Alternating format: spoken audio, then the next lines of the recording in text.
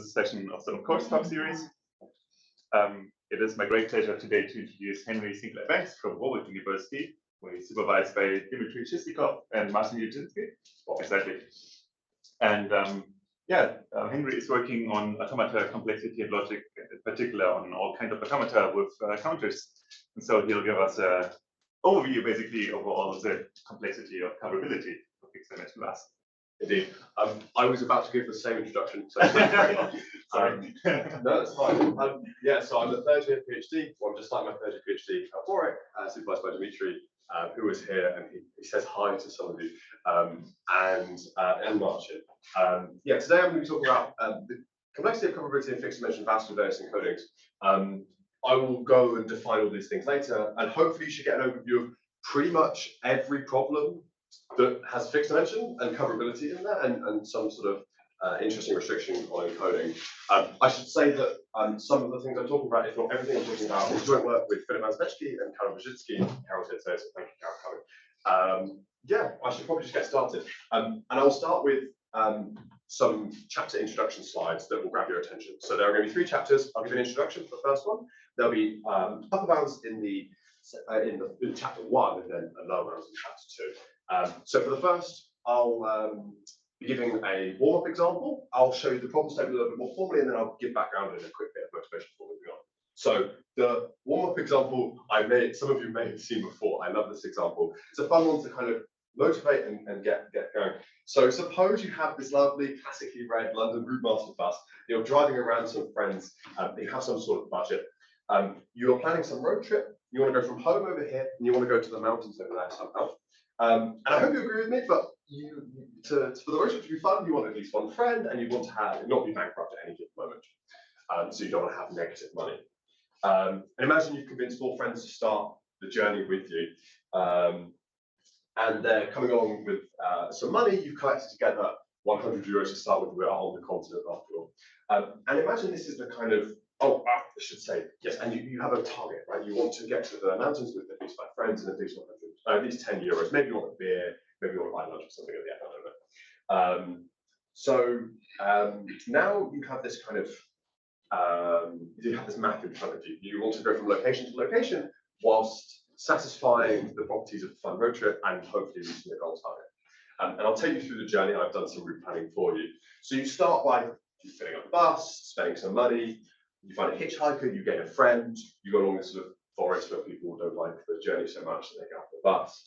You see this lake with wonderful fish, and you fish for a while, they're valuable, but your friends get bored and they leave, and then you continue going, and you get to this cafe in which you can trade some money, convince people with coffees to join you on the road trip. You do that 4 times, conveniently, so you have 5 friends and 40 euros, you pay the toll road fee to the mountain, and you're there. And you've reached your targets. It's a positive instance of coverability. I use this example, hopefully, to motivate for those who are less familiar. But it was pretty precise, right? Like if you didn't do fishing, you wouldn't have enough money to buy coffees to get enough friends to satisfy that one target. Moreover, if you fish more than once, you'd run out of money. You'd run out of friends and kind of lose them about here, and your road trip would no longer be fun and it doesn't count anymore. And so coverability, even in this small example, is kind of tricky, and yeah, it gets a bit harder. So slightly more formally, a problem statement. When I say K-VASS, I'm speaking about fixed dimension VASS. This is with K counters. So you're given a finite automaton, some states, they're like the places in the previous example, with some transitions labeled with counter updates. And the idea is that when you take a run, that's a series of configurations, you update the counters with the values you see on the transitions. Now, it's important that the counters remain non-negative, somehow like the previous example, hence this natural restriction of the configurations. And here you can see kind of, I guess, a tiny run, right? Like a 2 configuration run where you start at state P, you update all the counters. The first counter starts at value 5, incremented by 2. The second counter starts at 8, it's decremented by 6. You end up at configuration state Q on the right with 7 on that first counter and 2 on that last counter. Okay. And there are 2 kind of classic, well-studied, rather beautiful problems. Reachability, which is, does there exist a run from some initial configuration, which would be some state P and some initial counter values represented by the vector U, and some target state Q, and some target counter values represented by the vector v. And there's a relaxation of this problem called coverability, which is whether there exists a run from some initial configuration to some target configuration, but I need not be exact with my counter values at the end of the run. I can just have it at least. And so this greater than or equal to is component-wise, and each counter must be at least that of the target. Okay. So just a little background on what's known about coverability. Coverability in non-fixed, so sort of arbitrary dimension VASS, is exponential, requires exponential space, that was by Lipton, and is doable in exponential space, that was from Rakov. And that's regardless of the encoding. It doesn't matter whether you have unary encoded counters or binary encoded counters. There's a theme of this presentation with some colors. You see orange things, I'm talking about lower bounds. You see blue things, I'm talking about upper bounds. So orange references the lower bound, the blue reference the upper bound. We'll be jumping between some bounds. At the same time, Rakov gave some more upper bounds. He showed that if you're given a k-VASS where all the counters are encoded in binary, then the upper bound can be pushed to p-space. That's because you fix the dimension in advance. Similarly, if you're given k-unary counters, then the upper bound is NL. I should take a moment to explain what the encoding means. So in the kind of silly previous example I gave, money was exchanged in various large quantities. You can think of this as a binary update. Right? So you write down the update and the counter value in binary, and so you can afford to exchange large values all at once. And unary counter is one that can only be incremented and decremented, or maybe stays at state 0. You can think of that as the number of friends in that previous example. And so at the moment, that problem is an example of something that's kind of not really spoken about by Rakov so far. He speaks about examples of k binary counters or k unary counters. Nevertheless, later it was shown if you're given 2 binary counters and you're asking about coverability, that this is PSPACE-hard. And then after that, so if you notice now, the k unary k-VASS coverability is an NL. It's also NL hard, right? Because ultimately, if you have 0 counters, this is just the path problem in directed graphs, right? So basically, this is NL complete, and you're kind of done. You're not interested anymore. And so then they close this gap. In the binary case, so 2 or more counters in fixed dimensions, PSPACE-complete. So really, the only question that looked like it remained was just what happens with 1 counter. This was known to be in P way before they showed it was in NC2. The idea being that if you have just 1 counter, there are only 2 kinds of solution. Either you have a short path from an initial to target in which you just run your favorite dynamic programming algorithm, or you find a positive effect cycle, you get to that cycle, you take as many times as you like, you get your counter to some arbitrarily large value, and then you just run away to the target's state without worrying about the counter. They did some careful analysis and put it in NC2. And so then it looks like the only gap that's left is that coverability in binary 1 VASS is NL hard from the unary case, and in NC2. It's a really thin gap, so it looks like everything's done. But I give a new perspective. I have this lovely table. So I've kind of, on one axis, spoken about the number of unary counters, and on another axis, spoken about the number of binary counters.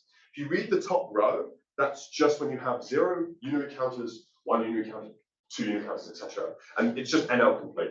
I include this upper bound here because in 75, for 1 unary counter, it was shown to be in NL before Rakov came along. But apart from that, you can think of lower bounds pushing sort of along the table and down, and upper bounds going the other direction, going left and up. And then similarly, if you've got at least 2 binary counters, then this problem is PSPACE-complete. And so then if you add more binary counters, if you add more unary counters to that, then it remains PSPACE-hard. If you have more binary counters, it remains PSPACE-hard. Rakov showed for any fixed dimension that this is in p-space, and so you get completeness. What about the middle row? Well, we know that if you have 1 binary counter, that this is NC2, that was just spoken about. So then there are kind of some more questions, right? So the example I gave to start with was about 1 binary counter and 1 unary counter, for which we've shown that this problem is an MP. I'm just kind of curious, if you think about the case where there are 2 binary counters and the case where there are 2 unary counters, this is kind of somewhere in between. But yeah, it's kind of a curious result in this table. And then there's more over here, which I won't speak about right now. Hopefully later you'll get a flavor for some of the problems out here. All that's known before I said anything to Ben to you was that they're NL hard and in PSPACE. So there's a wide gap for all of these problems, but nothing more than that was known. So yeah, I guess I'll motivate slightly. So just to kind of, as I should. So coverability is sort of, VASS are well known to be equivalent models of computation to Petri nets, for which coverability is a great model for safety conditions in concurrent reactive systems. Imagine maybe you have memory and you don't want more than one process to access memory at once, then asking coverability for at least two processes accessing that place called memory, that's bad, right? Like you want to avoid this. So negative instances of coverability are somehow safe. You can think of that loose example about memory as well, verification of safety conditions. And since coverability is well suited to applications, it turns out that reachability tools are often applied to coverability benchmarks. And I guess I should reiterate that this problem is elegant and beautiful. And these problems are of interest theoretically. And to this end, there are kind of many similar problems. I've cherry-picked a couple, which have asymmetric treatment of counters. In particular, this first one, if you're given a one VASS, so you're given one binary counter and a push-down stack, you can think of this as like, this is a bit strange, right? Like you have one stack and one counter, they're asymmetric in a sense. Coverability is known to be PSPACE-hard. That was by these guys in 2020, and it's known to be decidable. There's a huge gap there. You can think of our model in this first example as one binary counter and one push-down stack with a unary alphabet, right? Because a unary stack could only be kind of incremented, decremented by pop and push, right? Obviously, when you generalize with binary alphabet on the stack, things change massively. Hence why this is so difficult. And there's a sort of another neighboring problem, which is reachability in two VASS where you can test one of the counters for 0. This turns out to be PSPACE-complete. This is kind of curious. If you have two counters that can be 0 tested, then reachability is undecidable straight away, as is coverability. But yeah, so there are other problems, much like ours, in which you have asymmetric treatment. These are different asymmetric treatments, let's say. Right, I think that brings on to chapter 1. So I use these colourful slides to grab attention. I hope that's okay. So I'll kind of reflash our contribution, put it in context a little bit, sort of restate some things I've said. I'm going to give the overall approach about how we get our NP upper bound. And in this, I'll only be talking about the case of two VASS with one unary counter and one binary counter. And then I'll talk about more problems later in the second chapter. And I will explain, hopefully fully, one of the techniques that we use that hopefully might be useful in other models. We use more than just one technique to get our result, but I'll give one and I'll show where it falls in our approach. Okay, so first our contribution. So we show that coverability in two VASS with one binary counter and one unary counter is in NP. This is, I guess, an improvement in this exact case from the case where we have two binary counters. Obviously, we inherit the PSPACE upper bound, right? We have a really nasty but beautiful example that I do not have time to share and explain today that shows that their result yields some sort of really large witness for our example that we have to carefully analyze to put in NP. So we have something that differentiates their work from our work in our specific case when, again, we have one binary counter and one unary counter. And just to kind of flash, if you have two unary counters, this isn't an L, and somehow there's this exponential space gap, and our problem quite naturally fits in between. Yes, unfortunately, we don't have completeness. A lower bound seems rather challenging, but never mind. Let's have a look at that. So, if you want to show something in NP, one of the approaches, especially in VASS, is to find small witnesses, and we're no different. We find a small witness of a new flavor or a new shape. We look for some sort of compressed linear path scheme. So if you know what a linear path scheme is, it's just sort of a path to a cycle to a path to a cycle to a path to a cycle, a very flat shape. We apply some compression to this thing so that we get effectively long linear path schemes that we can still write down using polynomial number of bits. I won't go into detail there because the technique I'm going to share today kind of is before we get into that nitty-gritty, but I'll be more than happy to explain our new witness flavor, but it's sort of similar flavor to the other witnesses for especially the PSPACE upper bound for two binary counters. Right, so finding a small witness. This looks notation heavy. I think this is the most complicated looking slide, but I'll hope you through, don't worry. So we start with some path. Imagine that you first are given a positive instance of coverability. So there is a sequence of configurations from one configuration to a target configuration, also to a configuration that has the counter values that least out of the target. You can write down this as a sequence of transitions, which is a path. So rather than configurations, I'm thinking about the transitions through the VASS. And now I'm writing it in this kind of strange form where these taus are paths and these gammas are cycles. So first, if I just give you a sequence of transitions, then you can kind of read through them sort of one by one until you find a cycle. And you know that by pigeonhole principle, that after number of states, many transitions, you will see a cycle. And so when I write it like this, I'm basically just giving you a path and you're just writing it down and kind of highlighting which are cycles and which are paths. You just write this whole thing out. It doesn't really matter how long this thing is. In fact, K might be absolutely massive. In fact, if K is polynomial, this thing could be small. When I say paths are short, I mean they're no longer than that the length of the paths and the length of the cycles are bounded above by the number of states, which I can do as I just explained this kind of greedy reading through transition by transition.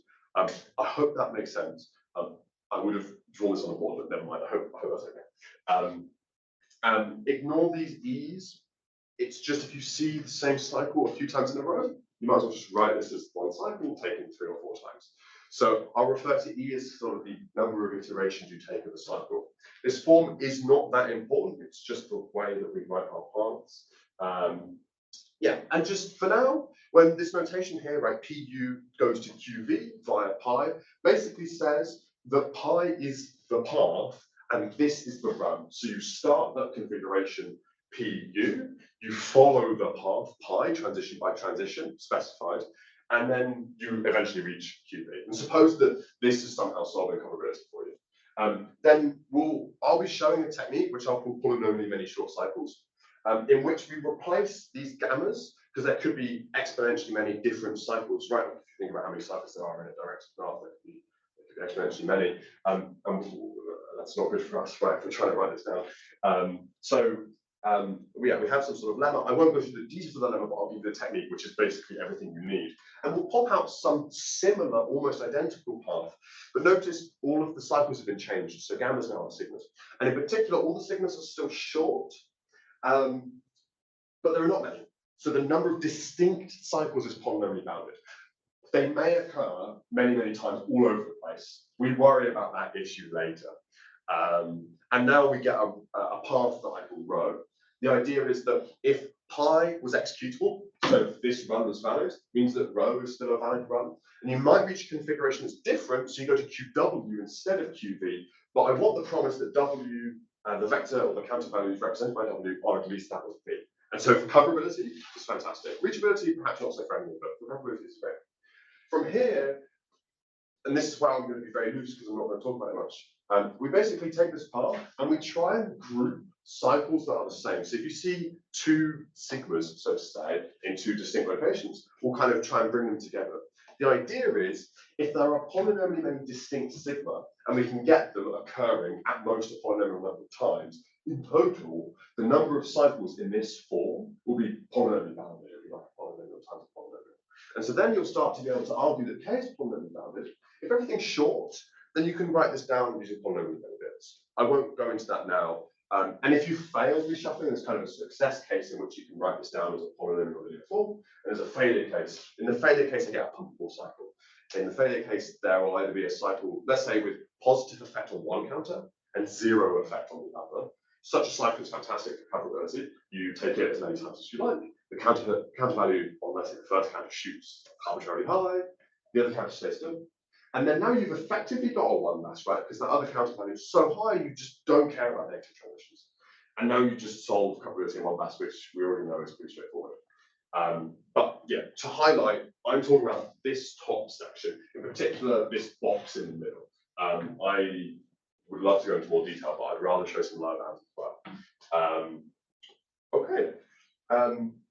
Right. So I'm now going to explain how we characterize short cycles. So just a reminder, though I've not defined it formally, just imagine a short cycle as a cycle whose length is bounded above by the number of states. So all simple cycles are short, for example. Just run with that in your head. It doesn't matter too much for the presentation. I've just drawn this kind of arbitrary example. And I'm going to go through properties that I care about in short cycles that I'm going to call the characterization. Imagine I'm going to name this prefix alpha from B to Q, and then this suffix from Q to B, Q to P, back I'm going to call it beta. Now, just suppose that P is the start end state of this cycle. Doesn't really matter. And I want to assert here that Q is the state in which the minimum binary effect is observed. If you sum the binary values as you're going along, right?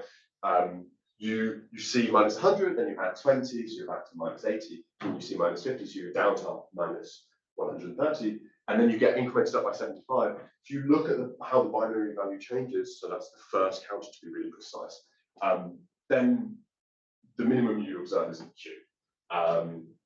Now I'm going to track the length of alpha. So in this case, it's just 3, there are 3 transitions. I want to track the length of the suffix beta, there's 4. I'm going to track the unary effect of alpha, which if you sum minus 1, minus 1, 1, that's 1. I'm going to track the unary effect of beta, that's 2, right? 1 plus 1 plus 1 plus 1, that's 2. I'm going to track the minimum unary effect you see over alpha, which I see as minus 2, right, after the first 2 transitions. And I'm also going to track the minimum unary effect over beta, which is 0, right, because you see a positive effect to start with. You don't see anything less than 0, so you can imagine that as you see 0 at the start of beta. Does that make sense so far? Yeah, it looks like a lot. It's a big shopping list. There's a reason. I'm going to come back in just a moment to this example, but first, let's think about if you have 2 cycles with the same characteristic. Don't worry exactly on the precise shopping list, but just imagine they have the same characteristic. What you don't know about the cycle is what binary effect they have. If I just go back for a moment, I tracked unary effect, length, and the state in which you see the minimum binary effect. But I haven't actually tracked the binary effect. That's because there are exponential and binary values you can take. I'm going to avoid that for now. So the only thing you don't know about gamma 1 and gamma 2, these 2 short cycles, is what binary effects they have. And I'm now going to just, so since I know that P is the start end state shared in both cycles, and Q is this minimum binary effect state is shared in both cycles, I can kind of chop and change. So I can pick alpha 1 and beta 2 and make a new cycle. Or I can pick alpha 2 and beta 1 and make a new cycle. And so I'll call this thing sigma. And I'm just going to select sigma to have the greatest binary effect. Now, we know that the state Q is the state in which the minimum binary effect is observed. So the prefix, the alphas, are going to be negative binary effect. So I want to choose alpha I to have the least negative binary effect. And the suffixes beta 1 and beta 2 will have a positive binary effect. They might have 0 binary effect, right? Like the state P might not be distinct from state Q, but never mind. So yeah, just pick for the greatest binary effect. It could be that they have the same binary effect. And for all intents and purposes, at that point, they're the same cycle. Since I can just swap one for the other and nothing changes in the run. If I go back for a moment, the unary effect won't change, the length won't change, and the minimum unary effects in both the prefix and the suffix are the same. If that's also true of the binary effects, then I can just swap them, and now I don't have 2 different cycles, I just have one. You can kind of kill the other, so to say. But chances are they don't have the same binary effect. One might have a less negative prefix.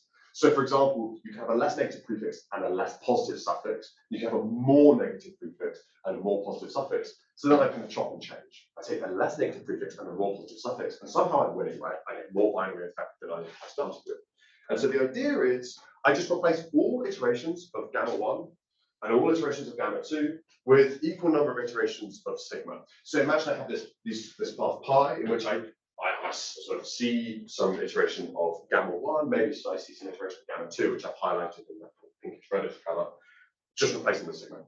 Now the claim is, and I hope it's obvious from just the definition of characterization, that if the original run was executable, then this replaced run, the new one, will be executable. I take the less negative prefix in terms of binary value, so the binary count is happy, and I force all the unary counter values to stay the same, so the unary count is happy, and so nothing changes. And in doing so, I might reach a configuration that has greater effects. So if I flash back to this top half, I'm basically doing this all over the place. I have some characterizations, and I'm replacing iterations of gamma I with their kind of superior sigmas that I may have chopped and changed.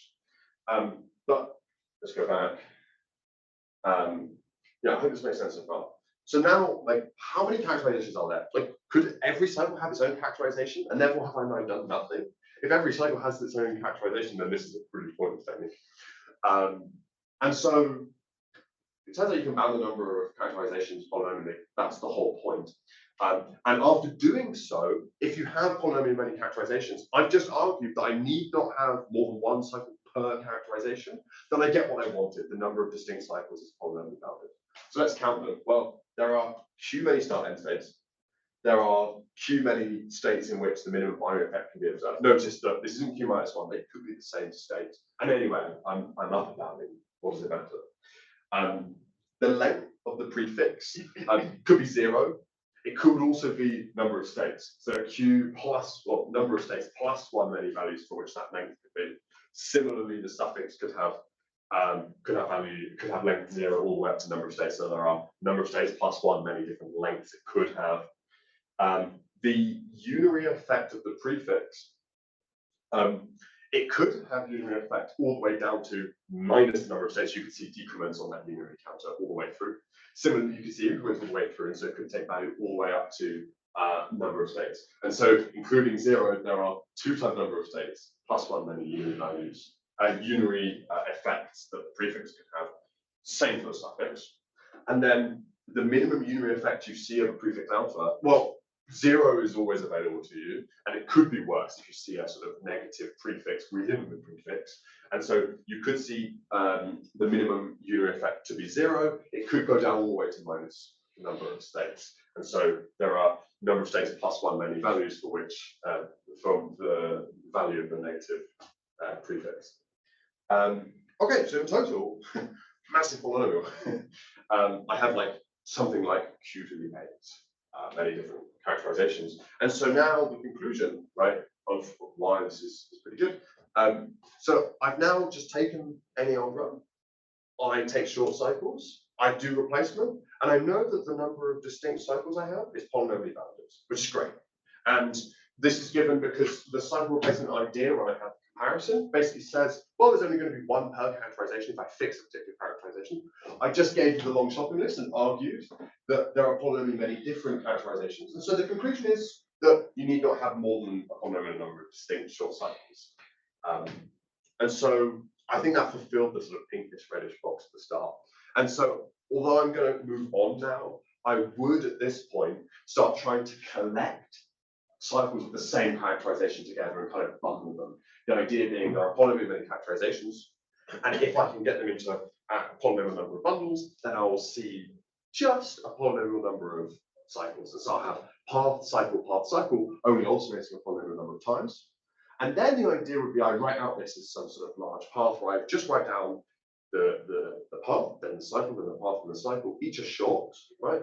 Length is q, number of states.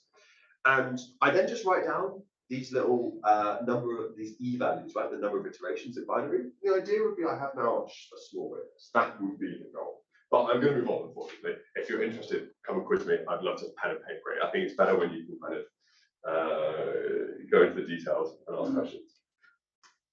Two low amounts. So I'm going to now talk about slightly different problems. So this was previously about one binary count and one unary count. I'm still talking about coverability. Don't worry. But I might be talking about higher dimensions now. And this is going to be a little bit lighter touch. I'm going to just give a whole plethora of interesting open problems that weren't perhaps known to be open until recently. And yeah, I'm just going to show off what we've done, though it's not too much. And I'm going to give this another technique, which is well known, so maybe you all know it, I hope not. And I'll explain roughly how we do it, and then I'll leave you with some interesting questions. Okay.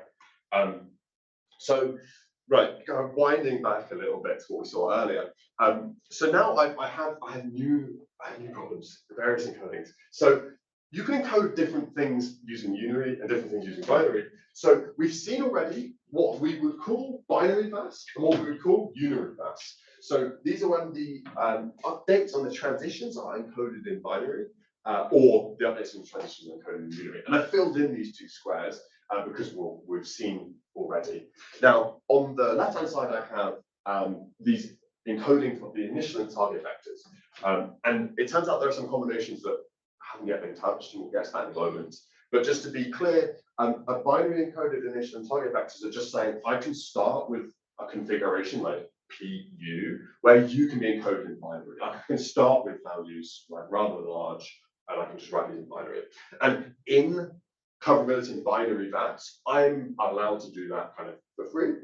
And in unary VASS, we've been kind of assuming that you also write down the initial and target configurations in unary as well. First, unfortunately, this cell here, so this is when you're given binary coded counter updates, but now I'm kind of forcing you to take unary encoded initial and target vectors. It turns out this is quite boring. So firstly, all the upper bounds hold downwards. If you can write something in, if you had something written in unary, I can write it in binary. That's for free. The direction is also kind of straightforward. If I can't write down the initial and target vectors in binary, but I can write down transitions in binary, then I can just add a new starting transition and a new final transition, such that you start with value 0, take the first transition to take on the initial values, and then at the end, when I would be done with coverability, I now have another transition that subtracts the target away, and then I can query coverability of at least 0 null counters. And so now I can basically say, well, there's no difference with starting in binary encoded initial and target vectors in binary VASS. You can just start at 0. It doesn't matter. I can just add a new start and a new end configuration. No change. And so, okay, this cell's pretty boring with this one raw cell. Things are really interesting here. So this is the kind of quote unquote opposite problem.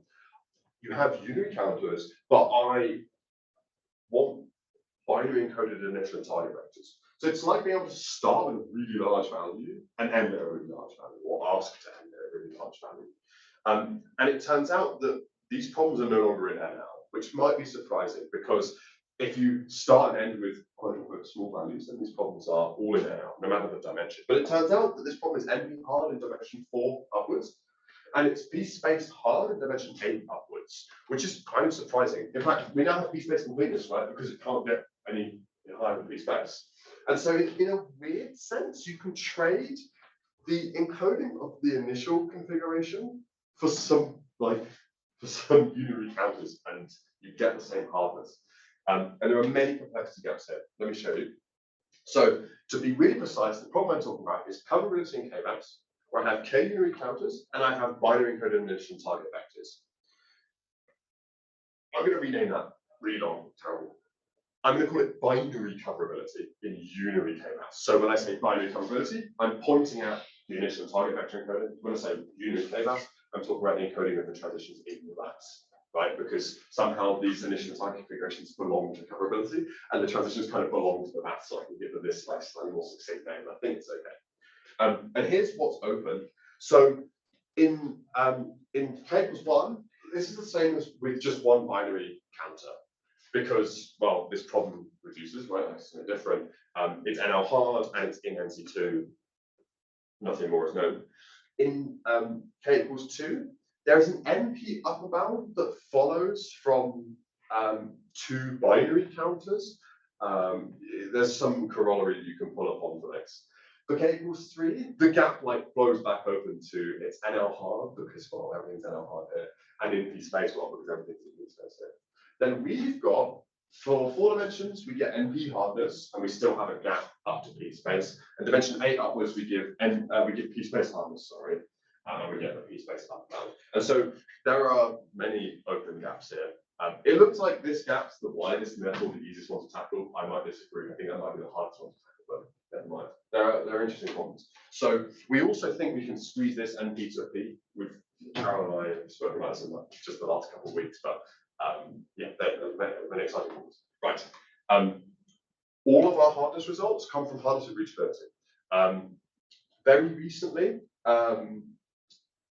Wojtek and a student, Łukasz, has shown that unary reachability in unary 3 VASS, which sounds like a bit of a silly way of saying it, but really you would just call this reachability in unary 3 VASS, but I'm just adding the unary on the front of reachability to really make it clear that we're initializing and setting the target within unary encoded configurations. They've shown this is NP-hard. There's an asterisk there and there's a plus there for good reason. They put a paper out this year where this 3 was not a 3, where it was a 4. But they've made an improvement to 3, and they're just not at this yet. So this is an unpublished result. But after speaking with them, I'm pretty confident that I can write it down without any concerns, and they will probably put it out soon. And their approach, they just reduce directly from SAC. It's quite a beautiful reduction. I won't go into that today. It's not my problem. And they also have the unary reachability in unary 5 VASS is PSPACE-hard. Their approach is a bit different here. They reduce some reachability in exponentially bounded 2-counter automata. Right, so then our contributions, we show that binary coverability in unary 4 VASS is NP-hard. So we kind of did a trade by just flashback. We gain a counter and we have binary encoded initial final configurations. And our approach is to reduce from theirs. And I'll use a technique that I will show briefly in just a moment. And similarly, we approach binary coverability in unary 8 VASS in a very similar way. We reduce from their problem too. So dual counters, some of you definitely would have seen this before. I've given it this name, so I think it makes sense. If you have a counter C, we'll define its dual D such that whenever C increments, D decrements. Remember, these are unary counters, so they'll only really be decrementing or staying zero. Similarly, if C decrements, D increments, and when they hold their value, they stay the same. So I'm imagining that the left counter is C and the right counter is D in the examples. And a couple of important notes. Whatever you initialize C with, suppose U is 0. So you initialize the counter C at value 0, then you initialize D at some large value. A value greater than or equal to that of the maximum you see. Since as they're trading values, their sum remains constant. If C's value reaches a large, like great value, like an exponential, you do not want D to go sub-0. So you want to start D at least as high as the maximum value C sees. Otherwise, you'll kind of naturally hit an illegal configuration where D's value goes below 0. And now, why this is great, if you query coverability on both C and D, so C is at least your target, let's say B, your target is also 0, and you query D is at least this like large value M, like the maximum that counter could ever see, then you know that if you satisfy coverage on both targets because their sum is constant, you get equality, you get reachability, right? So you're saying force C equals 0.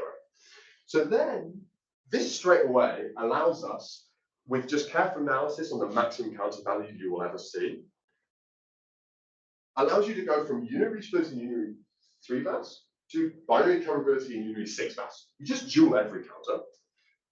And similarly, you can dual every counter in unary reachability in unary 5 VASS and get binary coverability in unary 10 VASS. It begs the question, we didn't write down 6 or 10, we wrote down 4 and 8. Which dual counters are necessary? This takes some careful analysis and reading of the work on hardness and reachability. And we're not convinced yet that 8 is sharp, right? I really think that you can reduce down maybe to 7 or 6 with some careful analysis. But we're quite happy with 4. We only do 1 counter, which is quite nice. Okay, so that roughly wraps up what I want to say. So I'll just give a conclusion slide, so I realise I'm doing okay for time. So just a reminder that we've shown that coverability in 2 VASS with one binary counter and 1 unary counter is an NP. You didn't see all of it, you saw some of it. And there's an interesting problem. What about reachability? We didn't talk about reachability here at all. Is that also an NP? This is a pretty tricky upper bound. If you're interested in this, I can give you a hard example that will make you not want to study the problem. I didn't share it for obvious reasons. And then that's from the first chapter, hence the blue box and now the orange box. Interesting questions, right? Is there a K less than 4? Can you basically improve what we've done? Can you show that binary coverability in unary 4 or 3 VASS is NP-hard? What about binary coverability in unary 7 VASS? Is that PSPACE-hard? Yeah, I think that wraps up my talk. Thank you very much. It's been a pleasure to be here. I really appreciate the invitation. Thank you very much. I hope you enjoyed my talk. Yeah, thank you for the presentation. Let's take some questions, maybe from the online audience first. If there's anyone who has a question, maybe just unmute yourself or check the chat because my Hi, thank you. That was a really nice talk. Have you also explored various extensions, transfers and resets and branching and so on? Not yet. I think that's rather terrifying to me right now. So yeah, the extension to binary encoding on the initial and target configurations is very new to us already. So no, but also it sounds exciting. So maybe in the future, yes. Thank you. Any other questions online? Okay, any questions from the audience? So I'd be interested in what your intuition is how you could get the lower bounds for your first result. Do you have any idea on the project? So for K+4. No. For the one binary, one unary counter. Right? So that's actually how chapter 2 came to exist. I see. Okay. So we initially were worried, well, we want to get NP completeness, and we tried to reduce the challenges would be improving on a really sharp result, which is coverability in two binary counters, PSPACE-hard. We kind of wanted to make some equivalent for NP hardness, but it's really challenging. So we thought about what if we had another unary counter, like one binary counter and two unary counters. Is that NP hard? That was challenging. But we now have one binary counter, three unary counters is NP hard. Basically, the one dual counter that we get for the K+4 case, because that's the only counter that needs to be initialized to a large value, you can call that the binary counter and it's sneaky there. And then we can argue now that one binary counter and three unary counters NP hard, that leaves a gap, right? We have NP hard for three unary counters, one binary, and we have in NP. So we'd like to push that up further. Can we get NP membership for one binary counter, two unary? And can we squeeze down this lower bound? That was our initial idea. But no, beyond that, that's kind of how chapter 2 came to be. So that's the only intuition I can give. And it ended up finding other fun things. Okay, any other questions?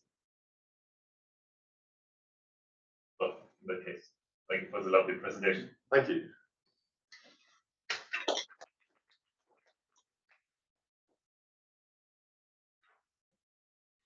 Oh, well.